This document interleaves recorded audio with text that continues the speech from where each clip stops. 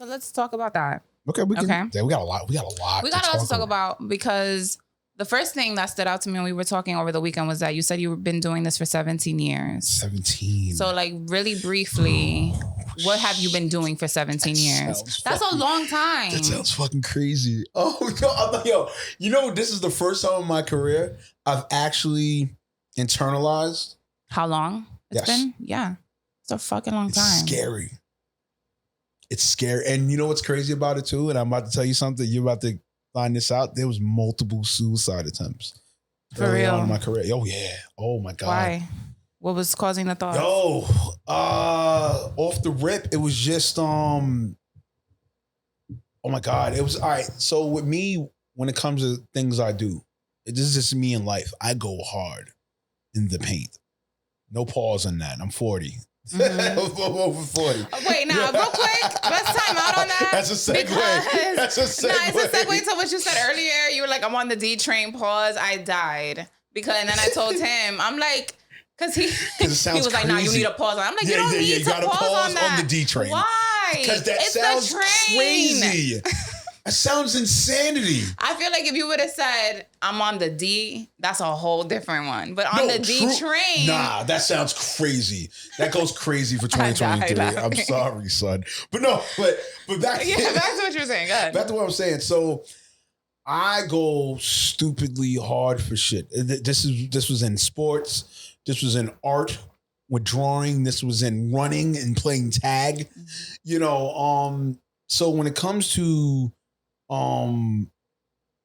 my career, you know what I'm saying? When I got, because put it like this. Before that, I was in high fashion women's store. I was in a high fashion women's store. I was in Soho. Oh, nice. I was working. I'm not going to say the store's name. You're definitely not getting any credit. No, fuck them. No, F them royally. But the shit I went through with that was crazy too. Mm-hmm. I might have to talk about that in the next documentary. But when it came to, I left and I got into the industry, I was so fucking jubilated. I'm talking like from fandom to, oh my God, I'm here. Mm-hmm. Mm-hmm. Because I didn't have to do a 9 to 5 at the time. You said, well, I didn't, but then I was like, screw it, I'm here. Right. What were you doing? I was a background extra. Where? And I was an actor. I was in major stuff. I was in Law and Order SVU. I was in Elementary. I was in Blue Bloods. My father loves Blue Bloods. I was in Nurse Jackie, the 3rd season. Oh shit! The first episode of the 3rd season. How did that come about though? Like, how you get involved with that? Was during while I was still at the horrible job in Soho. Mm-hmm. Shout out to my peoples in Harlem. You know what I'm saying? We was at a house party and partying, and I was being myself, wild, animated, jumping around and all this other shit. You know, heckling ladies and stuff, cutting ass and joking. And I was in the kitchen, and this Lupe Fiasco looking kid, it wasn't Lupe Fiasco, but he looked like Lupe Fiasco. We're just chopping it up. He's like, yo, bro, you got me crying, laughing. Yo, son, you need to be in entertainment for real. And he's not the only person that said that to me in my life. Mm-hmm. This is since young. Like, yo, you're funny, you're animated. Yo, you need to be in entertainment.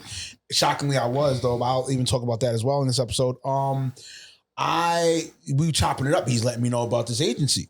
Let me know about Central Casting. Now, for those of you out there, when you're beginning, Central Casting is one of the casting agencies that you start with. Mm. They're still out now. They're in New York and in LA. So, I went downtown, right? I think they're still right there by 31st and 6th Avenue.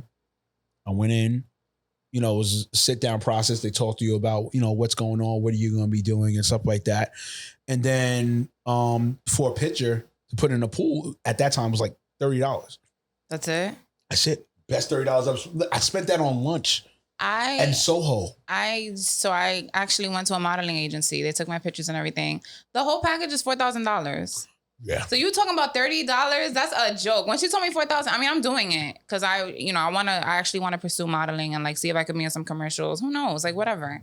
So $4,000 though, and you talking about $30? Right. No. And they helped you like get like auditions and things like that. What happened?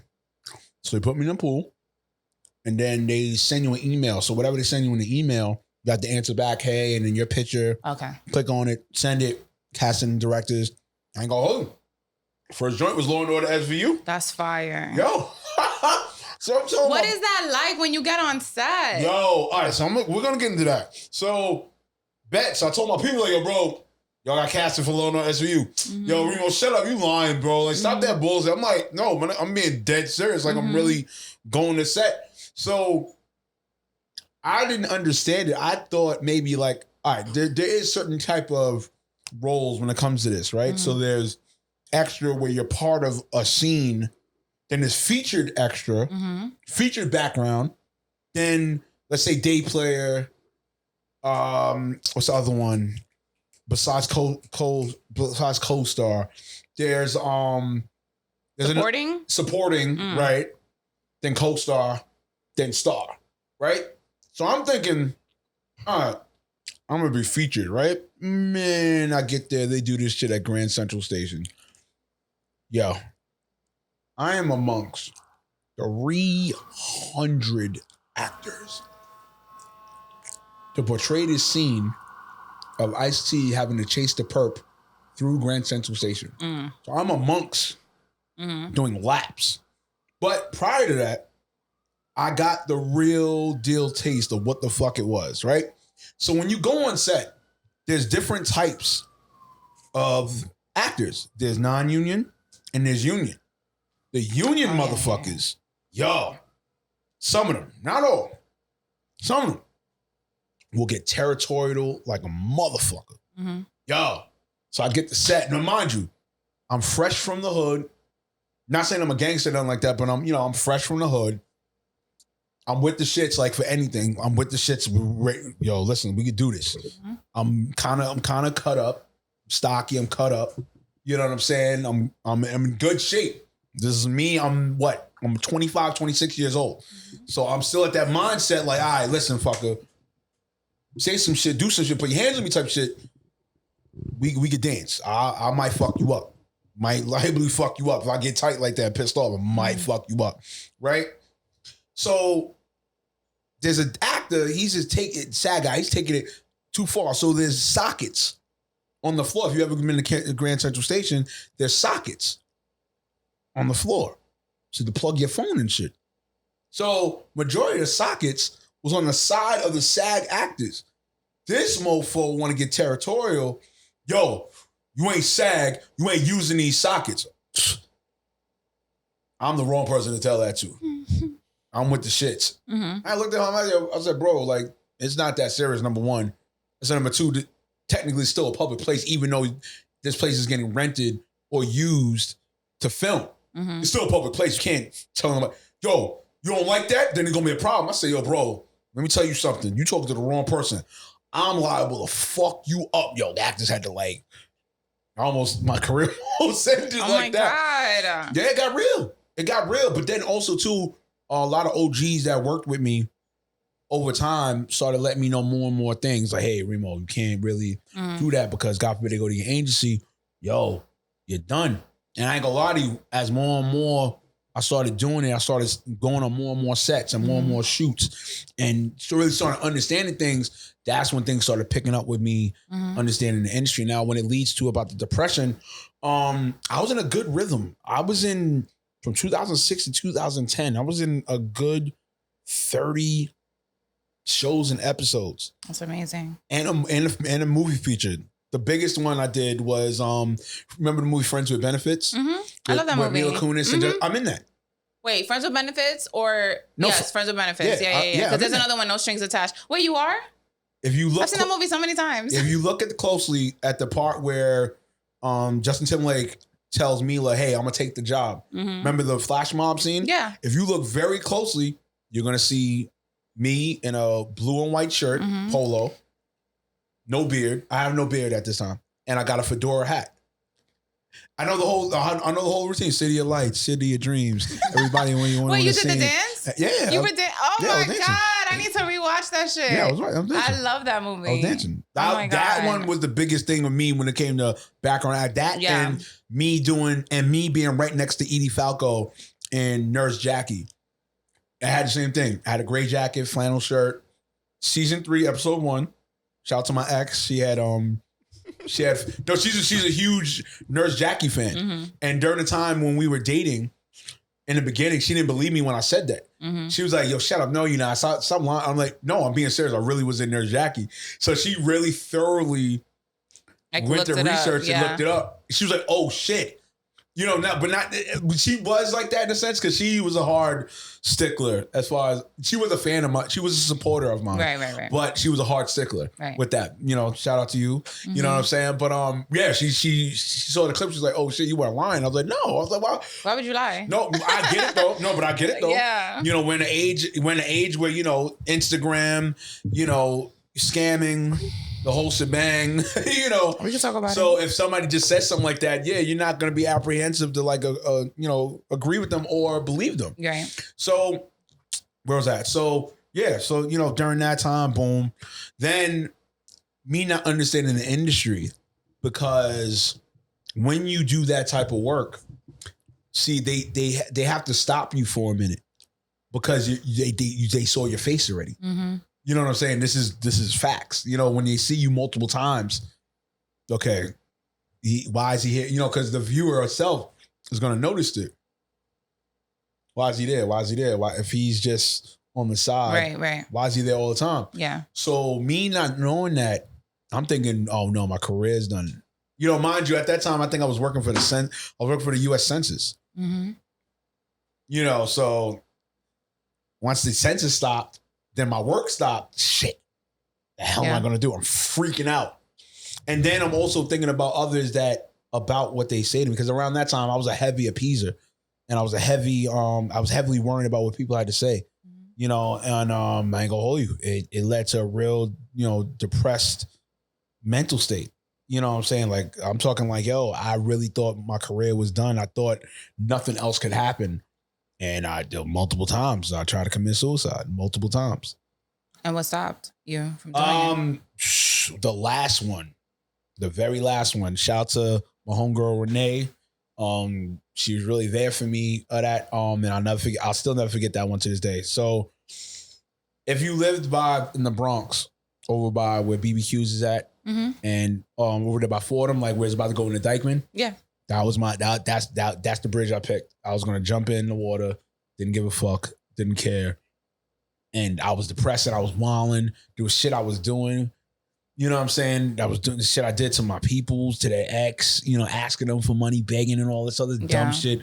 Shit that drinking binges, wilding. Shit that I was not doing. But would you say that you're in a space now where like you'll never go back to that space? Oh hell no. It will take a lot. Okay. It would take a lot. So I'm good, people. Yeah. I'm good. I know it looks weird. Like, how the fuck is he laughing about that? No, but I mean, you moved past it. Oh yeah, super past it. You know, when you heavily, and shout out to my ex again, she instilled spirituality in me. Mm-hmm. You know, because beforehand, not to say I didn't believe in God, but I was real rebellious. Only because my aunt used to like come at me crazy. Aunt meaning like my mom's friend, you know, God rest to soul to my mom, but she used to always be real stingent with me about church. I remember it was like, I'll never forget, it was like 15 years old, and I'm a diehard 49er fan. So my team was in the playoffs. You know what I'm saying? My team's in the playoffs. I wanted to watch the game. I didn't want to be at church, stay at church. The hell with staying at church. I want to see the game. Mm-hmm. I'm out. Man, here she come. Oh, you gonna sin if you don't stay in church? All this nonsense. So then, like 15, 16 years, I was like, yo, the hell with church. Mm-hmm. No offense. I'm not saying I believe that now, but I'm just speaking my truth. Yeah, the hell with church. You know what I'm saying? The hell with that. No, I'm not going to church. And I used to be a firm believer of karma, like heavy firm believer. Like if you put enough good in the earth or in the world, you're not going to be condemned by the Lord in a sense. Mm-hmm. You know what I'm saying? But at that time, I was real rebellious. F church. I'll be fine.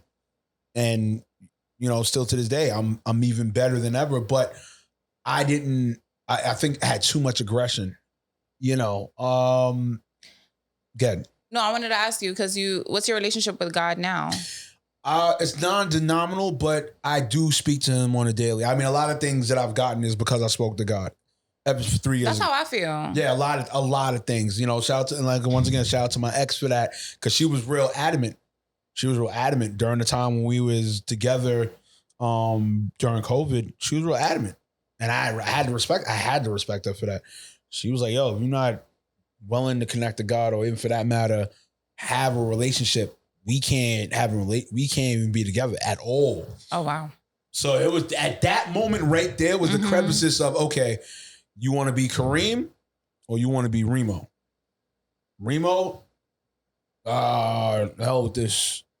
Kareem, I put some time in this. I told her the L word. I said, I love you. Let's do this. Let's really, and plus I was willingly wanting to do that anyway, because there was things in my career, things that was happening, at a rapid pace that I just said, all right, something has to give. And also too, with me, the last few years before that, prior, I would go to church during New Year's. New Year's Eve, I would go to church. A lot of people go to church during New Year's. Right. Versus partying, I was going to church. So, once that started happening, a lot of things in my favor. Oh my God, sorry about that. No, you're good. Oh, hate that. I'm so rude. No, it's fine. I don't know why this is going off. Don't panic. People, I'm so sorry. Oh my God. I don't, there we go.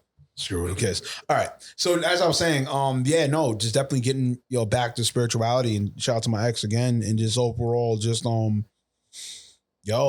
it really changed my life. I'm talking like even to where, let's say if something in the industry pissed me off, which it did, you know what I'm saying? I wasn't as aggressive about it. Corporate curse email. No, this is what I'm not doing. And also even the way I said no, it changed. You know what I'm saying? It had more purpose. It was more divinity to it. It was more divine. It was more. How? Like in what way? Because I feel like I don't say yes to things now unless like it truly feels right to me. Right. And same with the no. Like if I'm saying no, it's because it's really not. Yeah, no. Right for me. Honestly, just not questioning it. Yeah. Saying it with conviction. Saying it with commitment. And shouts and God rest the dead to my mom, for telling me those two questions before she passed. 2 years prior before she passed, like 2019. It was like right before COVID. She was sensing I was like complexed about my brand, and I was just like, yo, I'm sick and tired of publicists wasting my time and people wasting my time, and I'm real like there. And she just came to me. She just said the questions. It's like, what is your commitment? What is your conviction? You got to tell yourself that when you're feeling, and it's helped out a lot. Plus with combination with talking to the Lord and speaking things to existence. And what is your commitment? What is your conviction? What is your commitment? Yeah. What is your commitment? Either way, what is your commitment? What is your conviction? How do you answer that? It's right now. My commitment is staying alive and being inspirational. My conviction is just giving the utmost 100% of my life, regardless of what's in front of me. Straight up. Yeah. You know what I'm saying? What I don't care. Like, I have to give 100%. It is what it is. Yeah. Even with me being a city worker and a New York City educator, and I'm. Oh my God! Yeah, I remember you telling me that. And I'm after 3 p.m. I'm Reemomeerak, right? Eventually. But you know what? That doesn't turn off. Like, not at all. So when I'm at work, because I work in public school system too, this doesn't turn off. Nope. Like, I'm constantly thinking of like the emails are getting sent, everything. They nonstop. They just had to talk with me during orientation, because I was one of the few people that was pointed out, hey, you're on your phone too much this year. Yeah, that's me at work. No, right. So I accept it. And I know people out there, hey, screw your job, F them, don't let them kill you. The thing is, you gotta mentally prepare yourself. And for me, the role switched. So my 9 to 5 is the side hustle. My career is what it is. I mean, yeah. So, so once, regardless of, I'm not saying, I know I have to leave the 9 to 5 eventually for this to keep going, right? But the type of job I have, well, you know, the one that we have, you know, the union we have and everything like that, you could kind of manage both at the time being. You can, because we start so early in the day. We finish so early in the day.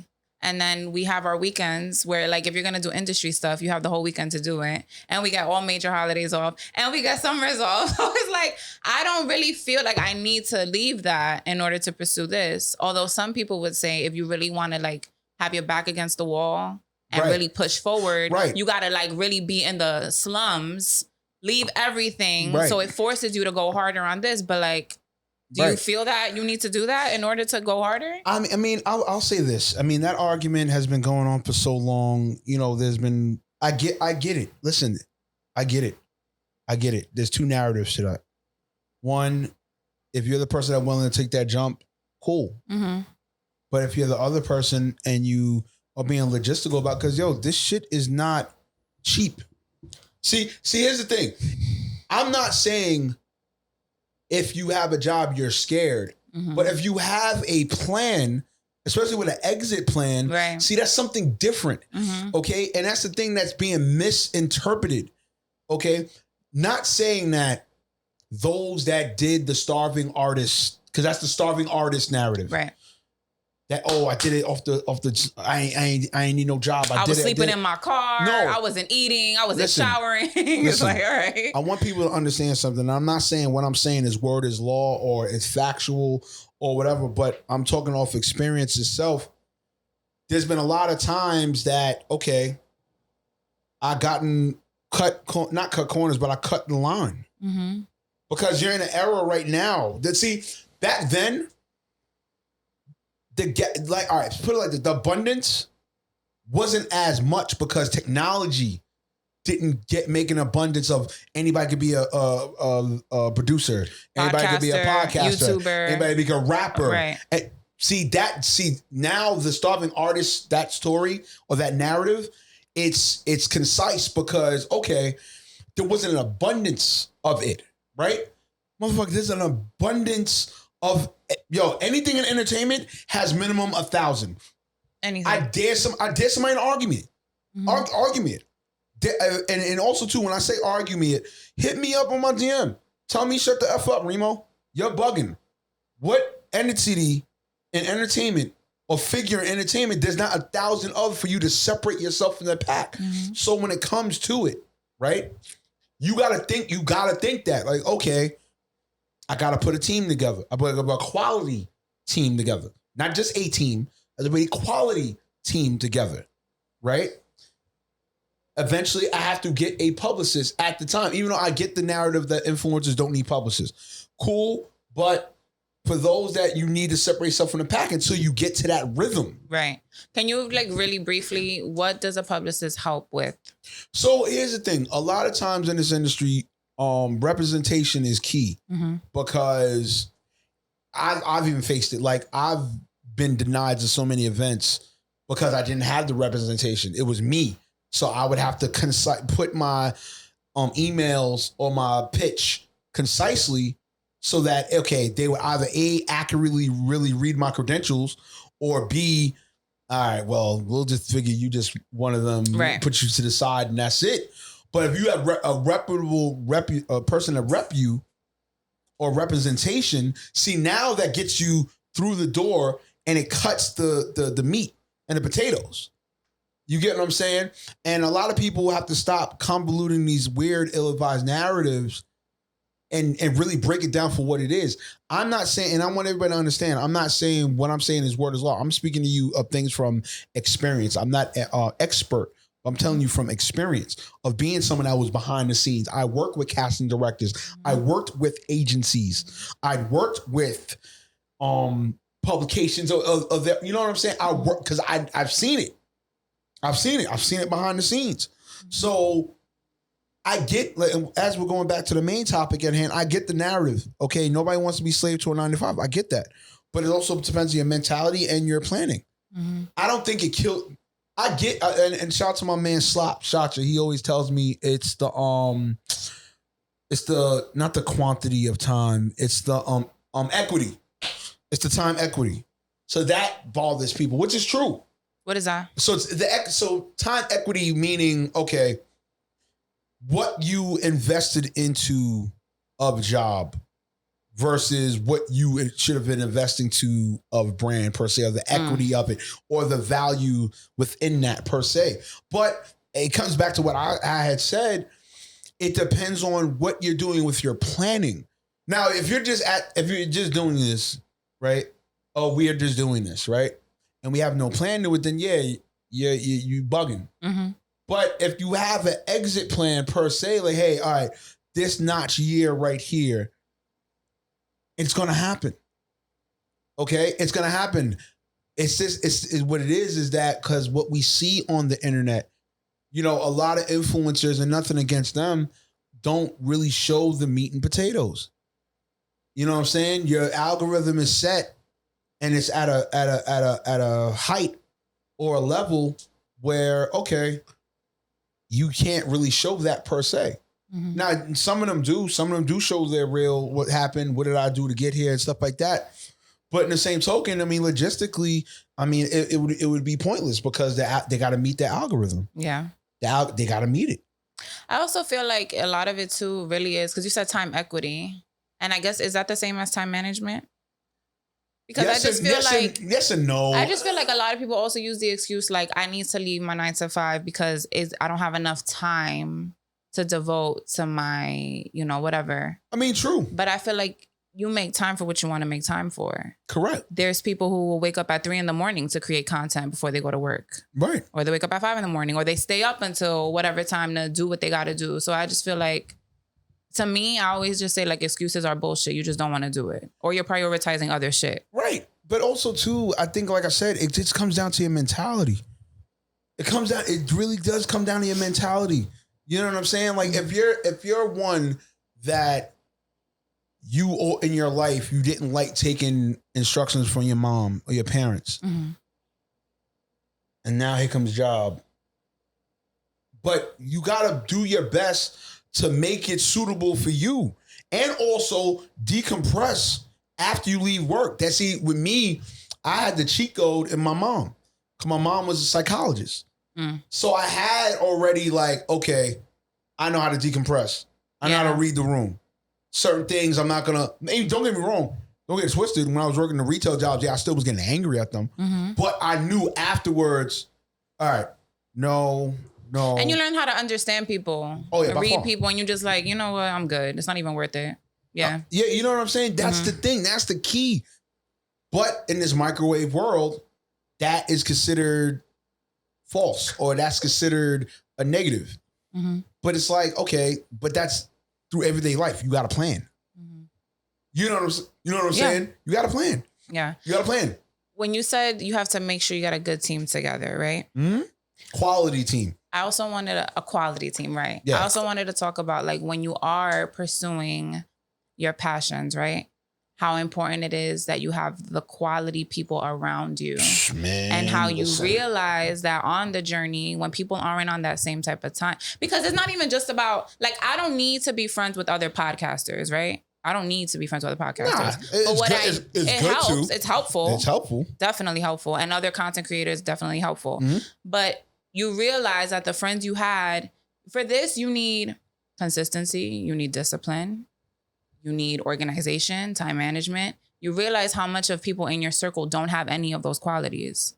Right, per se. I mean, it depends on the level of each, mm-hmm. right? So let's say for you, right, you have 3 people, right? It's mm-hmm. you, main star, face of the podcast. Okay, like the lit co-star and the one that's the in between of y'all, mm-hmm. right? Okay. Now, depending upon how well they want this is right. key. And the need for, shout out to my cousin, because he corrected me on needs and wants, right? So I used to think wants was more important than the need, but that's not the case. The need is actually more important than want, and here's why. Of course. The want, what was his break? Oh, his breakdown was crazy. Oh, so wants leave you room for excuses because you only gonna feel like wanting to do something. but the need keeps you intact. Right. It keeps you focused. Yeah. It keeps you driving. It keeps you at a routine. Like there's no other option. Right. I need this. Yeah, and there's no excuses. Right. Yeah. Need. Yeah. Yeah. So when he told me that, oh shit, why did he tell me that? Oh my God. It was, whoever worked with me, I do apologize, but you know how passionate I am about this? You're talking to somebody that tried to kill himself multiple times for this, and I'm in year 17. Mm-hmm. You know what I'm saying? I don't play fucking games. I don't. The minute I hear something negative, like, oh, well, you gotta wait. Let's wait to do, nigga, fuck you, I'm out. Real shit, I'm not playing. Fuck you, I'm out. Am I like that? Fuck you, I'm out. I don't know. Do you think I'm like that? Who knows? I don't Fuck know. you, I'm out. But in a sense, put it like this. You're talking to somebody who's a younger brother of men in his family. You know, out of brothers, I have 4 older brothers. I got 2 younger sisters. I'm the second middle child of the family, total. I was raised in Laurelton, Queens. Not saying that Laurelton, Queens is the best town or whatever, but I'll break it down to you about Laurelton, Queens. So I don't know if you've ever been to there. I never even heard of that. All right, so Laurelton, Queens is a very predominantly Black-owned, both business and homeowners town. Mm-hmm. I lived in a house. It's a different dynamic. There's certain things that, and my grandfather was a go-getter. He was a hustler and a go-getter. Like, you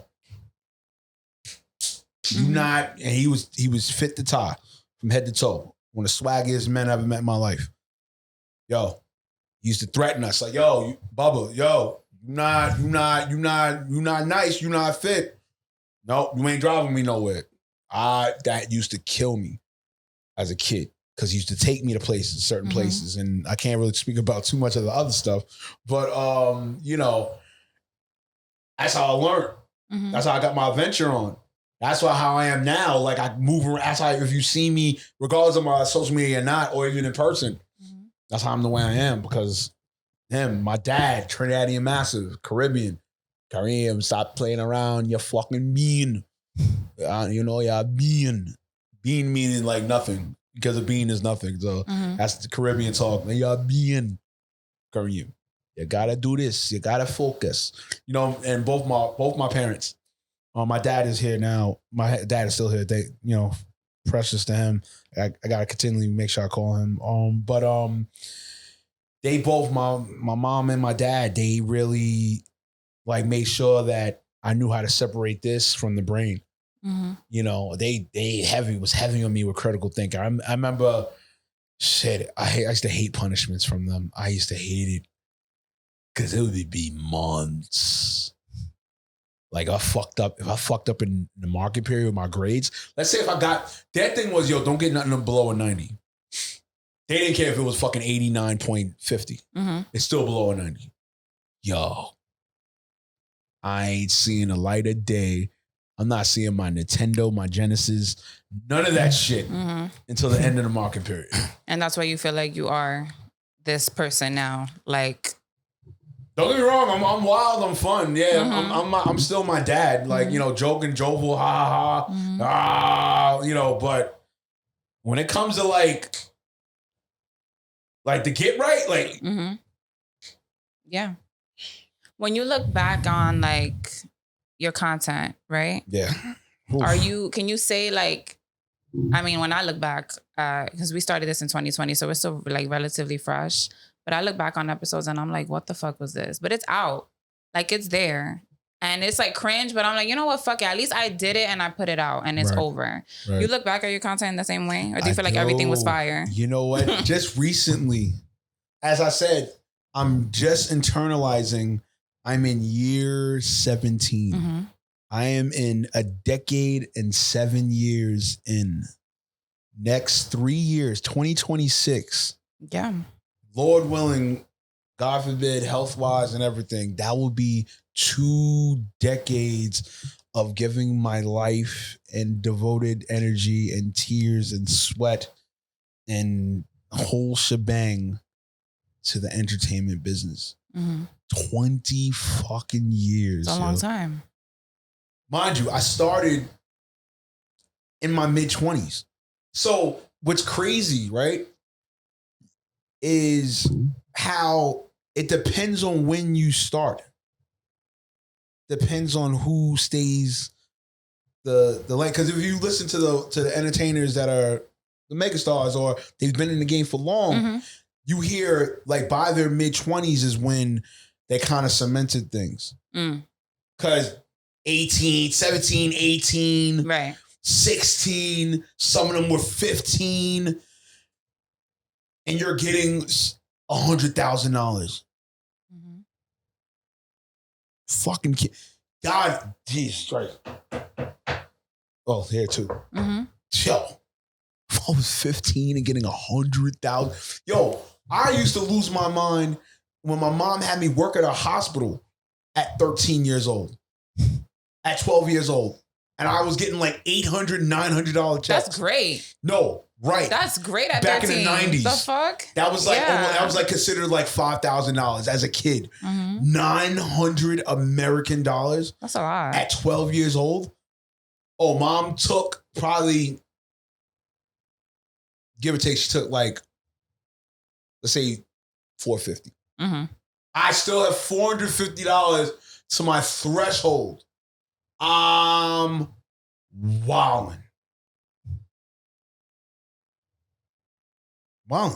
Yeah. So imagine if I had gotten, let's say if I got in the industry at 15 years old, $100,000 to my disposal.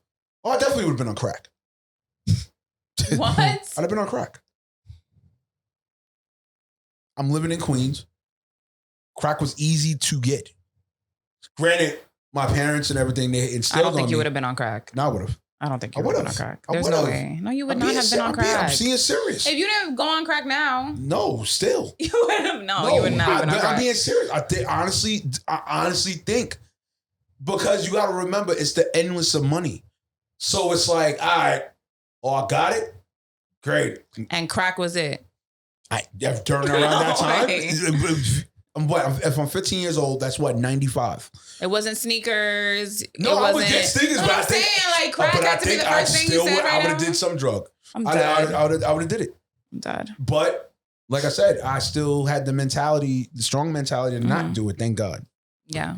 So when I get to being 26, I'm already at that fuck you out of here age. 26, I don't give nobody. 26 years old is the defining moment after 25.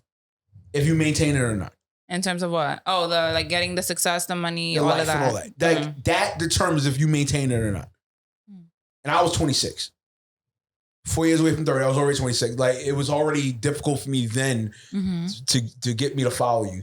Yeah. So now, and trust me, there was times people tested me on it during my time when I started in the industry. Oh, there was times, son.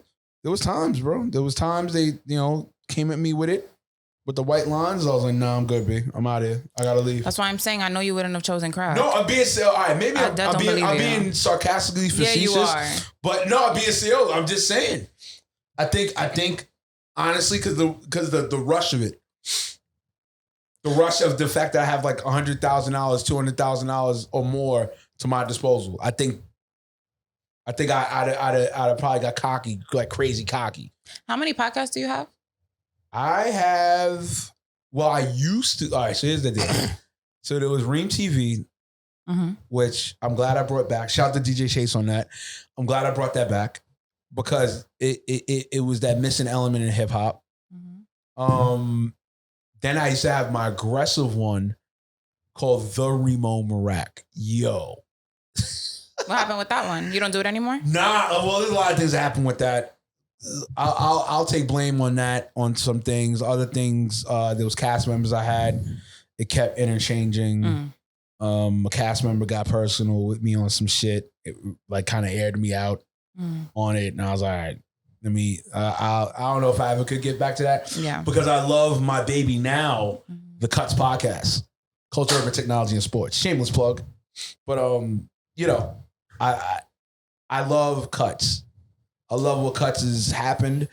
I mean, granted, our numbers has been sporadic here and there, but it's the feeling of having people like it's almost like it's these talks and having people that I personally know, you know, and I had some heavy hitters up there. And that's the thing. Like I always try to tell people when it comes to this industry, the 3 things you want to make sure is consistency, your relationships, and of your routine, and as well as of your reputation. You know what I'm saying? But that's huge because once somebody finds out you're a scumbag in this shit, you could kiss that shit goodbye. Real talk. Motherfuckers could front like, oh, well, it's a new standard now. Nobody, no, that shit works. Yeah. That actually reminds me of what you had on your album because I heard your album. Ooh, and we could talk about it. Yeah, you want to get into it? Yeah, I want to get into it because you had a track on it. Well, first talk about what the album is because it's not a typical album. You're not rapping on it. Back to the Remo, Volume 1. Shout out to DJ Chase, produced by DJ Chase, Worldwide Sound Records, courtesy under the Reemomeerak brand.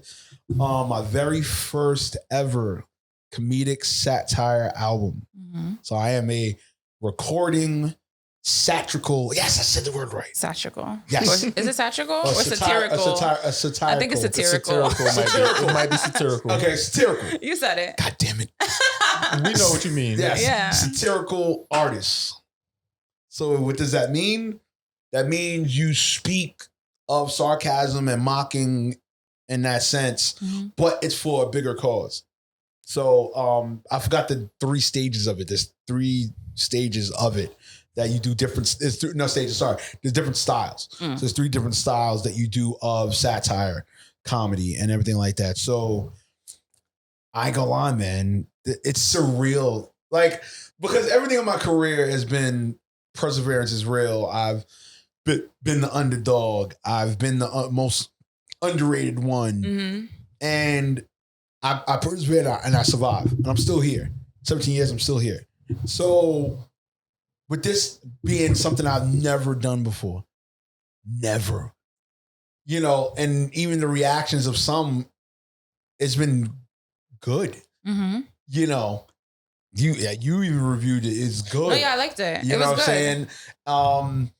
Because it was an ode to those that supported me throughout the years. Because I haven't been my aggressive Ruger sprayer self, you know, in a long time. Yeah, I'm passionate, I'm brash and all that, but I haven't been that guy. Even though even on the listening party, I wore my old chain. I had an old chain I used to have. I wore that to it just to let people know, like, look, I could still, you know, like a light switch, bam, I could be this guy. And it was dope. And just to talk out, because really with this album, it expressed about the last 2 years, about what I was going through. So as I mentioned earlier in this podcast, and my mother passed away in 2021. You know, that was a nail in the coffin. I was about to quit the whole industry. I didn't care. Yeah. My main page got hacked. I was in like 11,000. This is not bought. It's not bought. This is hard work of working on my page, getting to be at 11,000. That was a blow. That was like shit. And then also too, what happened also? Oh, and then the scam is, you know, people weren't believing me. They thought I was really doing this scam shit. You know, and then like I said, I started feeling against the industry was against me in a sense. Like people were coming to me like, oh, you're not working hard enough. I'm like, what are you talking about? I'm here. I'm with DJ Chase. I'm the A&R of the label. I'm still doing cuts. Yeah. And mind you, with cuts. First, let's say I'm in 131.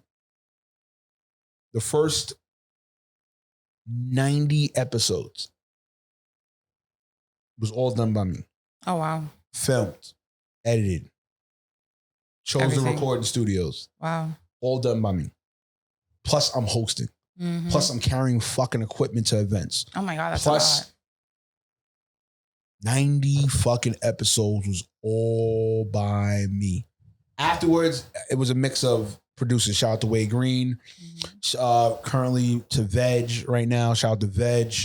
My guy Veg, I love him. I love who he is. I love, like, he doesn't know, but if this thing finally sparks off, I gotta get him something massive beyond just paying him. Like I have to get him something massive that could change everything for him because he's that dope. And of what y'all have seen so far with cuts, that's him.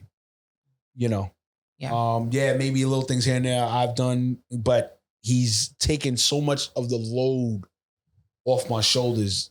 You don't get this Reemomeerak now. Yeah. Because, and shout out to the team. Shout out to Risa. Shout out to Elizabeth Edwards. Elizabeth, oh my God, shout outs to her. Ever since she's been on the team, yo, she is kicking tremendous ass. You know, but back to the album. Yeah. I wanted you to talk about Media Hijinks. Woo! One of my favorite because I feel like that's the one that I felt like I resonated with the most. Like in what sense? So like with this, right? People have told me, you know, you should be more toxic. You should be arguing with people more. You should be dressing a certain way because you're a woman. So you should dress, you know, sex sells. And so I've always been like, no, I don't want to do that. I don't want to be toxic. I don't want to argue with people. I want to dress however the fuck I want to dress. And it's like you had said something on it that was like, at least like when I go to events, I'm respected. Oh, yeah. Versus like, yeah, you go to all the events and all the parties, but you're not respected. Yeah, but cats got to understand. When I said that's true because I've even seen some people be that way. The thing is this, and shout out to Gary Vee on this. He has said it a lot. I love Gary Vee. I don't know if you remember the video a while back. There was a young black kid that was coming to Gary Vee. He was like, yo, I'm not getting enough likes. I'm not getting enough followers. I'm not getting enough views on my videos. And Gary Vee told him, he said, listen, don't worry about that. The views, the likes, and everything's going to come. It's you that got to build. You got to build your content. You got to make your content be attracting. And you know what I'm saying? Yeah. And for me, that's always been my career. Like, don't get it twisted. I know who the F I am. I know I'm Reemomeerak. You know, and competition wise to others that are doing it, my competition died a long time ago when I got my first award for Reem TV. You know, at the hip hop, like first entry in the hip hop film festival, bang, got an award, bang. Next festival, the Oolies, first time in it, bang, got an award. What are the Oolies? So Oolies is a combination of all the public access stations. Okay. They made an award for them to cherish, to honor the ones that producers and everything like that. First time in that, bang, arts and entertainment, Reem TV, bang, first year, bang. Like 2017, 18, and 19 was crazy years for me, award years. Once that happened, I was like, oh, all right. Because before I was competitive. Like, don't get it fucked up. Remo was out there. I was out there. There's still people to this day that was defending me. Like, nah, y'all bugging. Remo was out there. You know what I'm saying? But once I got the awards and everything, I focused on me to be better. That's what I focus on. I don't compare myself to people. Shout out to Oprah. There's a video that she had. She told people, don't compare. That's the worst thing you can do when it comes to this industry, especially with what we do. Don't compare yourself. You can look at the field. You can see what's in the field. That's great. You know, because they're not you. Yeah. And you're not them. Yeah. And for me, I'm not them. But guess what? I bet your ass you put us all in the room and get an opportunity to go interview a high profile figure. I bet your ass you're going to know Reemomeerak. And it's not because I'm animated and I'm loud. I mean, that helps. No, it helps, but I'm just that damn talented. Yeah. You know what I'm saying? And it's not to be cocky or whatever. It's just, I'm confident. I'm just that, it's happened. It's when I tell you it has literally happened, I'll never forget it. God represent the K Slay. Shout out to Dev. Dev was working with K Slay. This was his last album before he passed away. I forgot the exact name of it. He had a party at Quad, right? So all the other ones that are interviewing him, they're going like this. Dev come to me, Remo, what are you gonna do? I said, Dev, I just need 2-3 minutes. All right, Remo, I'm gonna get you to 2-3 minutes. All right. What did you ask him? Nah, I just got hyped. Asked him, yo, Drama King, what you feel about the I think I asked him, What do you feel about the landscape of the culture? Mm-hmm. What do you feel about about him dropping his album and about his legacy? 3 minutes, bang. Everybody, all the other media, like, damn, like how the fuck were you that calm? Because I practice this. I talk in the mirror. I literally watch, like, whoever I know I'm having on the show. I literally watch their last 3 episodes. I study. Okay, what were the hot questions? What were the cold questions? What was his or her energy here? What was it there? What do they feel? That's what we do with this. You don't need to clown them because their publicists, worked hard to get the money and they got to make money. And the figure got to make money. You know what I'm saying? So when it came to media hijinks, I was talking about everything I was seeing and was witnessing. I'm like, yo, bro, like I remember people try to come to me, try to tell me something about me. Or if I come to the room or try to make it like, oh, I need them to meet the other people, like, fucker, they know me.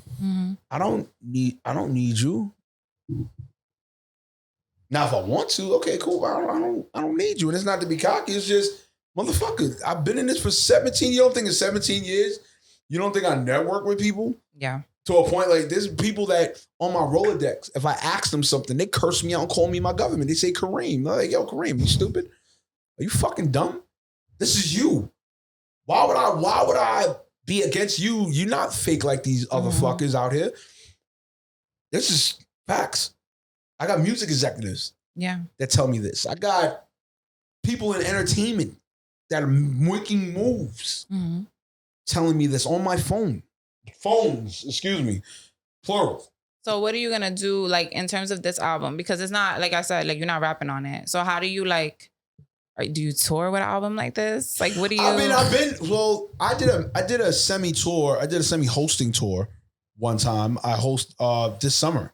I did a semi-hosted Back to the Remo hosting tour. So that's when I was in, like, LA, Martha's Vineyard, South Carolina, North Carolina, shit. Yeah, I was Remo wasn't it. This summer I wasn't here. That's why I'm so happy about this summer. I know others was like, this summer's whack, it's horrible. I'm like, I had a great summer. I feel like when you're busy doing what you want to do, it was a great summer for me. Everybody was complaining. I had a blast. I was like, where's this complaining come from? Yeah. No, but to your question, just the way I prepped, it was just like, yo, I was supposed to drop this beginning of the year, believe it or not. I was supposed to drop this like around my birthday. But because with the ascension of Worldwide Sound Records with DJ Chase and his brand ascension crazy. He's arguably, for me, no bias, but for me, he's like arguably been like top 5 tri-state DJs from beginning of this year to summer. I dare somebody to argue with me. You know what I'm saying? He's been that dude. You know what I'm saying? My ascension with my brand, you know what I'm saying? Acting, the media, the potting, the doing more walkthroughs now, and and appearances and stuff like that. And once I came back from tour, Chase hit me up. I was like, yo, you ready to do this, big fella? Let's go. And we banged it out in one night. Nice. Banged it out one night. He finished it in a week. Wow. That's what we do. You know what I'm saying? Yeah. So what's next? Volume 2. I'm actually writing Volume 2 right now. Is it going to be like the same? Like, what are some of the things that you want to touch on? Can't do that. You got to wait. Oh, fuck. Yeah, I can't do that. Okay. I know one thing though. There's one that's going to be controversial. There's one that's going to be stupidly controversial because something I've been passionately wanting to get rid of for a long time. In this culture and just alone, like it's the selectiveness of it, and also it's the contradictory of it. So it's like I'm actually putting a whole skit around it. Oh, okay. Might have Molly rap some bars. Shout out to Molly McCoy. Might have her rap some bars to it, leading into. Yeah. You know what I'm saying? And when do you want to release that one? More than likely. I was going to actually get on my DMX. I was actually going to release that on Black Friday. Okay. But right now, I'm still pushing this album right now. And also, too, I kind of wanted to marinate. More than likely, it might be first quarter, 2024. Okay. Yeah. All right. So that's all I really had. Really? Yeah. Damn. And we almost had an hour. I know. I was thought you was about to open Pandora's box. Nah. I mean, you kind of went in on a lot of stuff anyway. You want to pick a word from the bowl? Oh, yeah. We didn't do the word from the bowl. Oh, yeah. Oh. Here. This is a random top, but they're light. They're no, fun. That's fine. You know what? Blue's my favorite color. I'm going to go against it. Okay.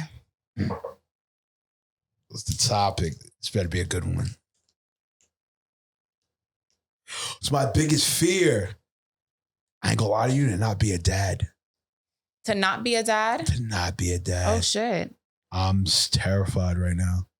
I wouldn't, like, mention have a window, but yo, I ain't gonna hold you. The way dating I've is. never heard a man say that before. Yo, the way dating is out here. I'm just thinking logistics. Mm-hmm. The way dating is out here. And, I could be a passport bro and dip, but just gotta be realistic. I just got it. I'm like, what? Passport bro. I could be a passport bro and dip. You could be. Could be in dip. Get a nice Dominican. Bring over here. Nah, I'm good with Dominican. No, Excuse no me. Dominicans. Yeah, no, relax. No, Dominicans are fire. No, Dominicans are fire. Like, Dominican women are fire. It's just, what it is with y'all? I ain't gonna lie. Woo. Nah, what? Yo, What? you gotta have the huspa for y'all. I ain't gonna lie to you. Huspa, like, vigor.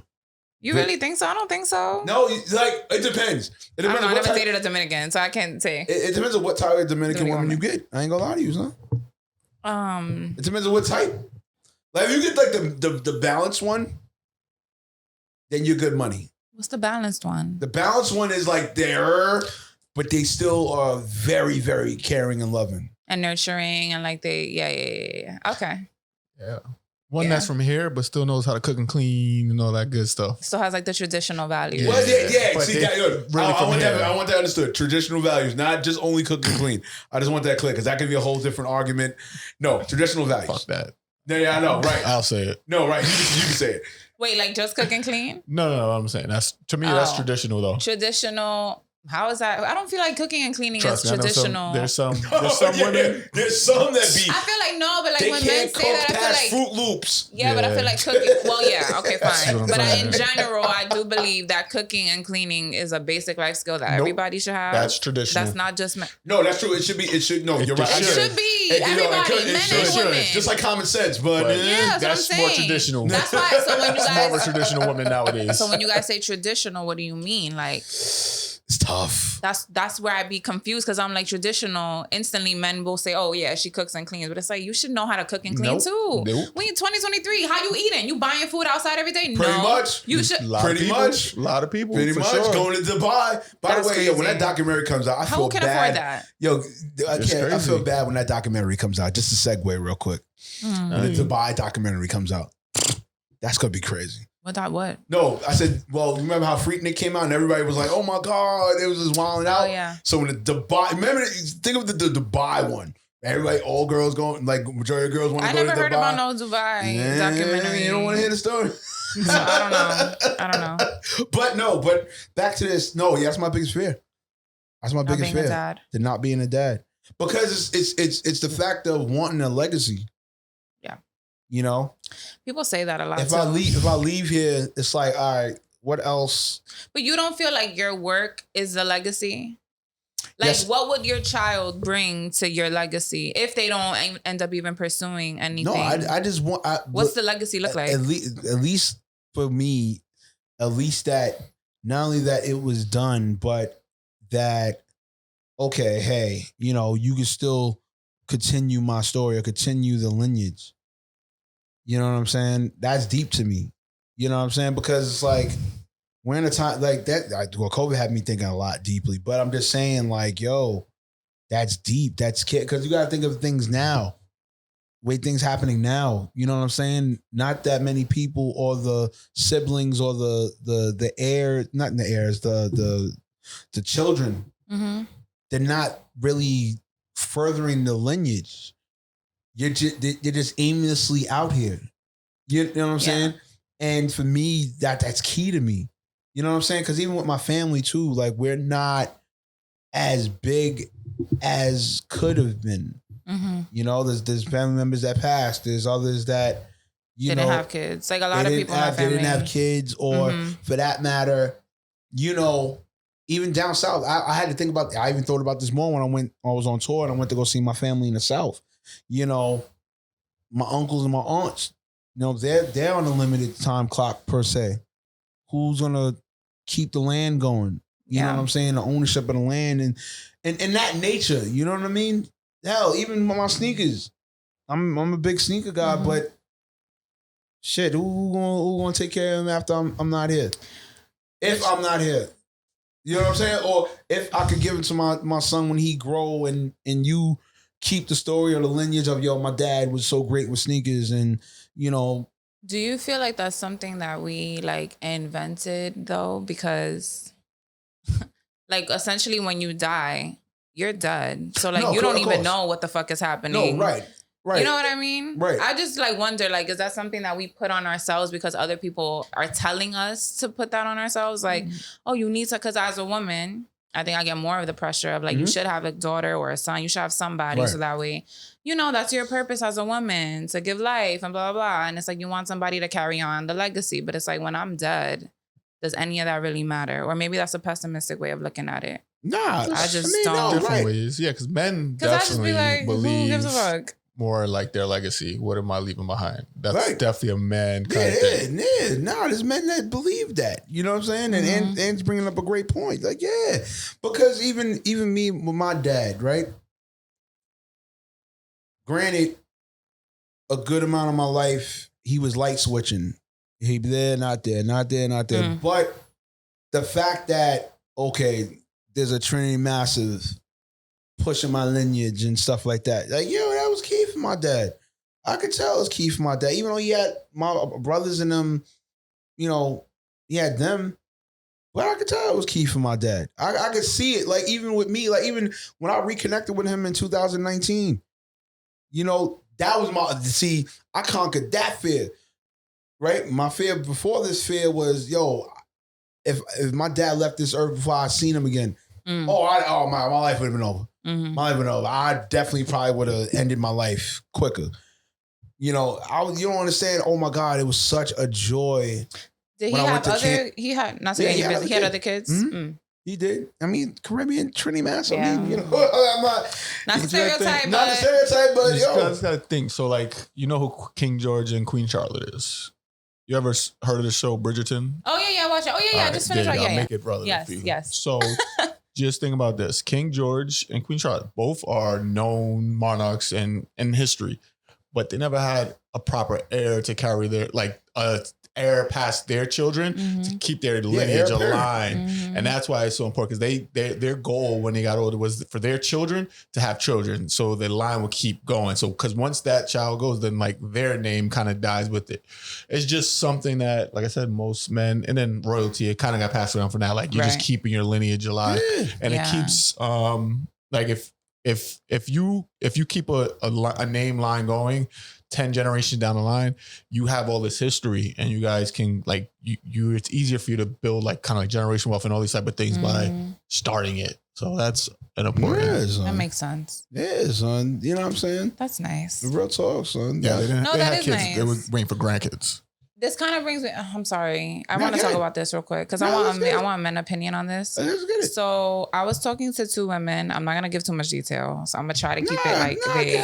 And I don't want to put their business because they watch the pod, so I don't want to put their business out there. I mean, all right, just don't say their names. But basically, in general, because it's even happening. I don't know if you guys know who light skin Keisha is. Oh yeah, that you've been seeing the drama. Yeah, that was crazy. So I mean, briefly, I don't light skin Keisha. I'm defending light skin Keisha on this one. Really briefly though, because the whole topic is not even about her, but it's like how you have kids with someone as a man, right?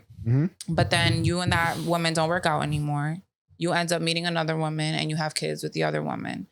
So then the original baby mother, the first one, it's always like, you see, like, I knew this was going to happen because men, they kind of, if they're not with the woman, then the child they had with that woman, they're not really present for. And they end up kind of just moving on with their new family.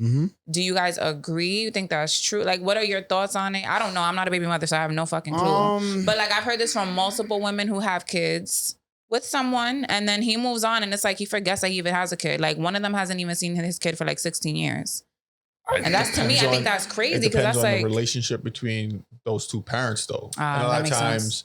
those two parents will put their issues before the child and cut that line of communication. Yeah. Because most of the time, the kid is going to be with the mother. And a lot of times, the mothers may have some resentment. True. Whatever. And even sometimes the dad has resentment. Whatever. But I feel like if it's healthy, because I know women who is healthy. It was the relationship probably wasn't healthy, but the co-parenting was healthy, or it is healthy. Right. And it's still like, I've seen no situation and it's worked. And it's work, and the fathers are there. The fathers are present. You know what I mean? So it really just depends. It depends on the situation. You know, some couples, well, two people, whatever. I don't want to say couples, but you know, they just can't work well together in cooperation. They don't have the cooperation to make it work. So if we're talking about the legacy thing, do you feel like some men are just more focused on just having a legacy? Like, I'm just going to have these children. Somebody's going to like carry on my legacy, but they don't really care about actually being a present father. Like, it's just about, let me just have kids just so I can have them. You could tell for some of that, you know what I'm saying? Also too, for me, I would probably speak on it in a sense where for the job I do, right? Or the job that we do. Mm-hmm. You know, in education, you know, I mean, you see the case by case with each kid, right? Sometimes the mother lets the dad be present. Sometimes she don't. Sometimes the dad just allows the whole mothers situation. Will be like, the father is not allowed to pick up my child. If you see him, call the. I'm like, oh my God, like it's a whole thing. And then you, as a human, you feel bad. I remember there was one kid. I'll never forget it. He was happy to see his dad, right? Dad's outside the gate. Yeah, he's telling him what's going on. Happy to see his dad. Yo, the mother came wilding on me. Wilding. Mm-hmm. And I'm like, oh, I don't give a F if you felt your man intuition, all that. Fuck out of here. That's my son. What if he would have killed her? And everybody was like, but ma'am, your son was happy. I don't give a fuck if he was happy. Yeah. I told y'all niggas that. I'm like, and I had to look at it, and I had to hold my, it was right here. But I had to eat it. But the thing with me, because like I said, as I'm explaining to you, I see that in the kids and me, because my dad wasn't always in my life. But when he was there, yeah, you damn right, I was fucking happy because my father, what he was. Mm-hmm. You know what I'm saying? And even my mother, you know, God was dead. Yeah, you know, there were times she may have sprinkles and want to tell me something about my dad or whatever. But, you know, at the end of the day, like, nah, man, you can't bash him. He still brought me, he still helped me bring me here. Yeah. You know, granted, he wasn't around all the time, but when he was, you know, it was conducive in the household. You know what I'm saying? And not to say that my mother couldn't do the job. My mother did do an amazing job. But in the same token, it was like, but there's certain things I can't relate to you about. You're not a man. You're not a man. Yeah. You know, vice versa. You know, a daughter can't relate things to a woman. Yeah, we could think about relating things to a woman, but I need my dad. Yeah. Dad is a very important figure in the household. I mean, and to some of you fellas out there, I want y'all to really understand, like, regardless of what the relationship is with the mother. I don't care if it's great. I don't care if it's mid. I don't care if it's sour as fuck. You must care for the value of the child. That shit is imperative. Like, you know what I'm saying? Like, people understand it is imperative. It is a definitive mark in a kid's lifespan. It is a definitive, it is. Mm-hmm. I've seen, listen, and I know women like to argue, well, I don't know. Listen, let me tell y'all something. And this is real talk, and I'm only speaking of experience of the job I've done in the position of the city for 12 fucking years of my life. Mm-hmm. Okay? You can say whatever you want. If the dad was part-timing, the dad was full-timing. But a kid gets straightened when the structure is as tight as possible. I hate to beat it. No, it's true. Because if a woman yells, come on, boys, men, but if a dude yell, oh, yo, just straight. Even in the classroom, you can see it. Like when we have, we have a lot of female teachers. That's just what it is.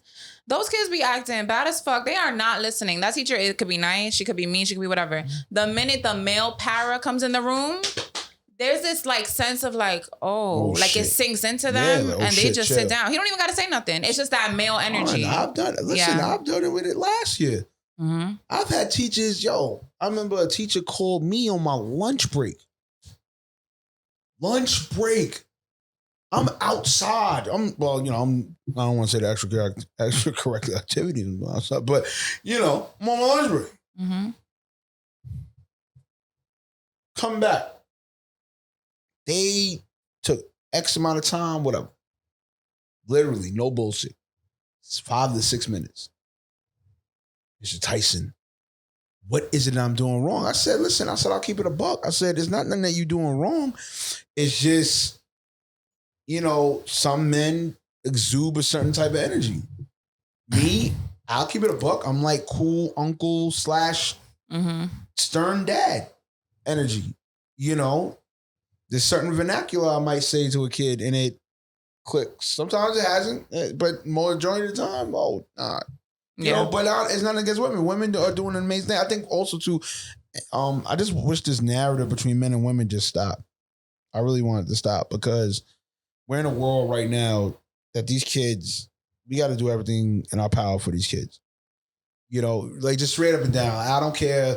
Listen, if women feel they're the ones that conquer the world the most, all right, cool. If you feel men aren't a tool that's needed and you could do it with your independence, all right. But then when it hits you back in your ass and you do need that man, listen, that same energy that you exerted out, take the accountability and take that shit in and be like, all right, you know what? I was wrong. But I'm not saying in a sense for a battle. I'm saying it we need each other. We need each other. That's it. These kids need it, man. And listen, like I said, I'm not co-signing. Okay, if shit is toxic, stay in it.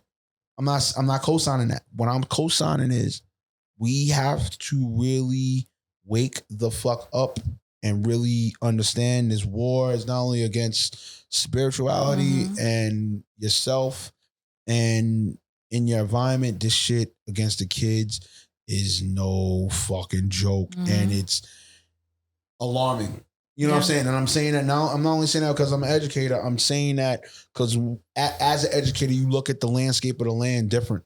You do. You look at the behaviors, look at patterns. You look at things that, okay, hey, if you guys were co-parenting at a healthy rate, the kid produces well. And I also feel like I look at adults like, I wonder how things were when you were a child that you are the way you are now. And then it makes sense when you ask certain questions and you're like, oh, I get it now. Some parents, I'd be always questioning, like especially the mothers that be coming to school screaming, yelling, wilding. I was like, yeah, you was the one that didn't listen to your teachers back in the days. Like real talk. And you weren't loved properly. And the fathers too. And the fathers too that come up to school acting crazy. Like, yeah, you was the knucklehead student, and you just didn't understand life now. And now here's life, and you still acting like a child. Your son has to suffer.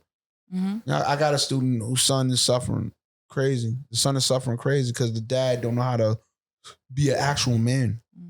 You know what I'm saying? Yeah. And you don't even understand men, and also too, men. I want you to really understand how you discipline your child is heavy ramifications of how they are productive and produce in life.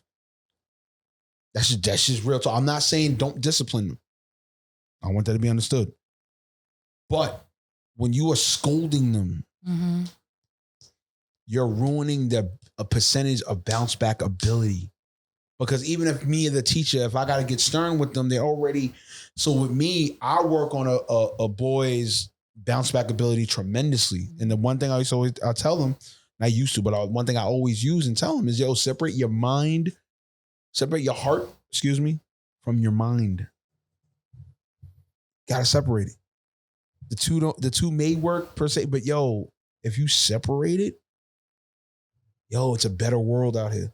And I'm not saying, and I want people to understand too, because I know we're in a world where if you hear that, I'm not saying don't have empathy. Don't be as empathetic.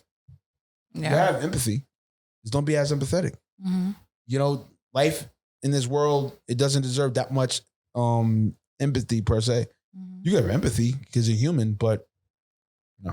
Yeah. You know what I'm saying? You gotta go through, you gotta strive through, you gotta keep, going. You know what I'm saying? Yeah. And with this youth right now, even with what recently happened, and I have nothing against the LGBTQ, but the way education has forced that, keyword, let's keep it above. That's a fucking force. But it's because it was taking advantage of the people and parents that weren't coming in constantly to check it. Right. I'm not, and I want to be very clear and understood. I have nothing against the LGBTQIAA++, if I'm not mistaken. Correct? QIAA, I believe. LGBTQ plus some more numbers. LGBTQIA. I think it's just IA. It's two A's. I think that What the hell is Because IA? it's intersex and then When did that asexual. come out? asexual. Intersex has been around, and then Yeah. asexual. But what's Right. the other A? I think that's Right. I it. think it's Intersex A. and asexual. And then Never there's heard plus that plus. before now. Intersex, I don't remember, but I know asexual. Yeah, but I don't right. remember what intersex is. Yeah, right. But plus, right? But I wanted to be very clear and understood.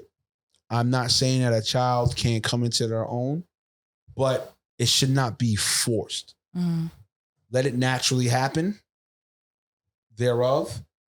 But I feel, like I said, education took advantage of not only, the times we're in, but also took advantage of parents that are non-conventional.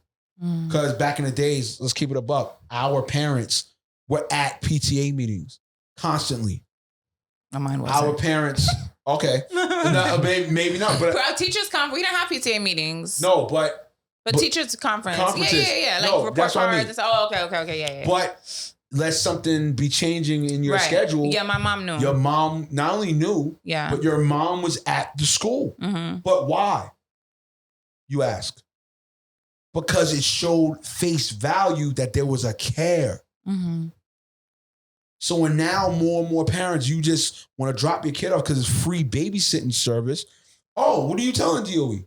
Oh, okay. So here's what we're going to do. Education. Laws in the land. Oh, here's what we're going to do. Mm-hmm. Wait. What do you mean? Yeah. No, ain't know what you mean. You should have been paying the fuck attention. Mm-hmm. Okay. So, you know what I'm saying? So it's those things. That's why I any interview that I do, I do my best to really get that out. You know what I'm saying? Because it's imperative, and I get I get the podcast, the media that puts us against one another. It's like, yo, son, it needs to stop. Yeah. That was another reason why I went back to the Remo. You know what I'm saying? There was a certain couple of tracks. If you hear it, it's like, I'm saying in a sense, like, all right, enough's enough. That's why I went the track to the female rappers. Mm-hmm. That's why I did it for them, because I want you to know, okay, cool, I get it. I'm sick and tired of hearing these dudes say it, but I give the breakdown of, okay, what can you blame them for? They like being pretty. They like telling stories. They're killing it too. They're killing it. They're fucking killing Like, it. Female rappers are killing it right now. Like, make better music. That's it. Yeah. But Remo, anyway. Yes, I know. We are, yeah. Yeah, a little pass. Just real quick, tell people where they can find you. Do I look at any camera? Doesn't matter. That one, yes. What's going on? You already know what it is, man. It's the neighborhood Ruger Sprayer, Social Dream, but hip hop. Reemomeerak, Kareem, Reemomeerak Tyson. You can follow me on everywhere at Reemomeerak _ I just recently changed that. So everything, TikTok, Twitter, Instagram at Reemomeerak _ Go to my website, reemomeerak.com. The Cuts Podcast. I was just going to say to plug the pod. Tuesdays at 12 p.m. via iHeartRadio, Spotify, Google, Apple, Amazon Music. Also 2 weeknights at 9 p.m. on DJ Chase Radio. I got some good people coming up. I ain't gonna lie to you. One in particular, I got Steph G. I'm gonna mention that. I got Steph G pulling up. Oh, nice. The rapper. Ooh, oh my God, that's amazing. Oh, yeah. Oh, listen. It's gonna be good. Listen. You just gotta come down to Remo 95. It's okay.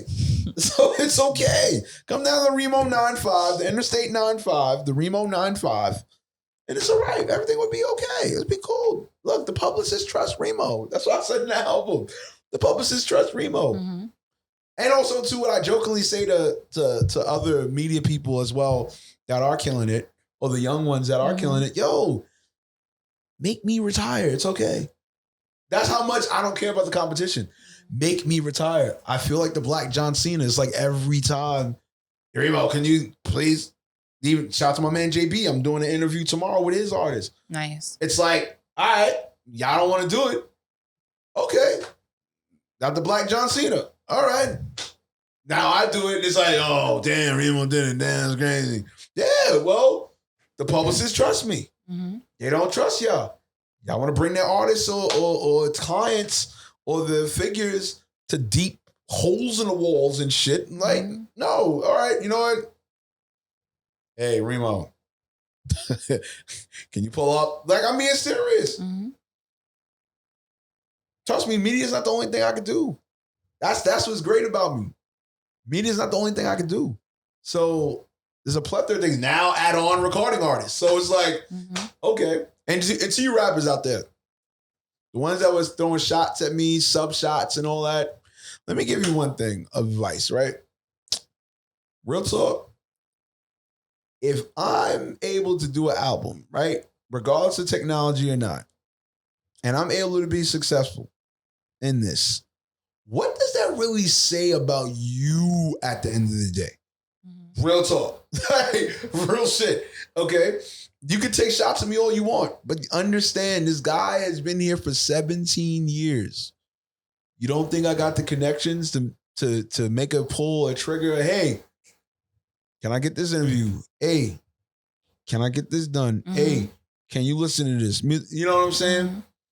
Instead of going against me, you could be with me, but if you want to go against me, it's cool. But at the end of the day, you're going to be pissed off at yourself because, God forbid, let Back to the Remo catch unlimited fucking fire. Oh, that's going to be your ass. Because now, Remo's setting a trend. That's going to be your ass. So that's my message to you. But nonetheless, we got to get about it. Thank you. Thank you for coming. Yes. That was dope.